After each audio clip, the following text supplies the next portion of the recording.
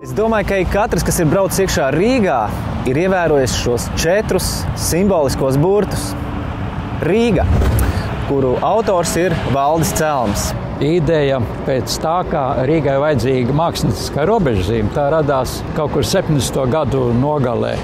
Toreiz pilsētas galvenais mākslinieks Georgs Baumans mani uzaicināja veidot kaut ko, kas parādītu, ka lūk, šeit sākas Rīga.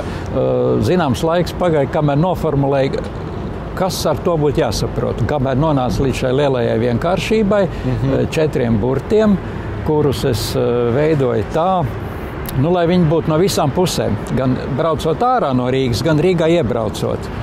Šai mākslinieckai robežzīmei nevajag atspoguļot kaut kādas varas klātbūtni. Jā, tātad viņai ir jādzīvo cauri varām. Jā, pāri visādiem laikiem, pāri dažādām varām, jo varas nāk un iet, bet Rīga paliek. Jā. Cik tad šādi burti grezno? Uz 4 ceļiem. Uz 4 galvenajiem ceļiem, iebraucot Rīgā, tātad šeit Vidzemes šoseja, Jūrmalas šoseja, Zemgales šoseja un Latgales virziens uz Daugavpili. Ja? Un 4 arī tāds simbolisks skaitlis. Tas ir 4 debesis puses, tas visa, arī vienlaiks visa plašā pasaule, un Rīga ir kā centrs. Kaut kādā veidā jūsu šis darbs ir transponējies, iegūs jaunu formu.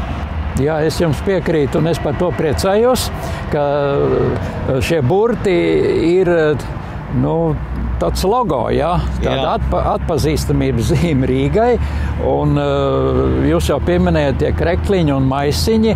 Tas ir, es domāju, pārliecinošs risinājums, un es domāju, ka tas ir pareizais un dabīgais ceļš. Jā.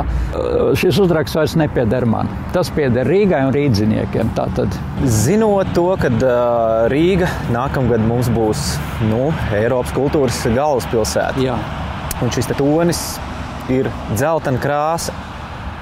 Vai jūs uz šo gadu, 14. ļautu šos visus 4 Rīgas burtus nokrāsot dzeltenus? Uz 1 gadu? Man jāpadomā, vai tas ir vajadzīgs, nezinu. Tur man jāpadomā. Viņiem ir ne tikai tāda vizuāla, estētiskā krāsu skaņa, tāpēc es par to balto tomēr. Tā kā balts ar zaļu. Balts ar zaļu. Bet pašiem burtiem, kā objektiem, ir savu skaņu. Mēs varam iesim pārbaudīt to skaņu. Jā, to mēs varam.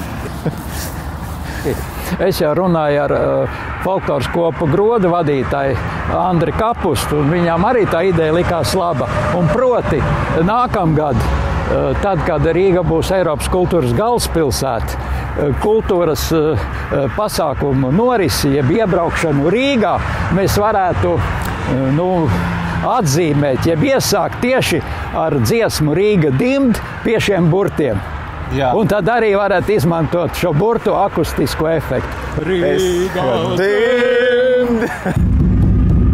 Rīga dimd! Aiziet viss ar dūdām, ar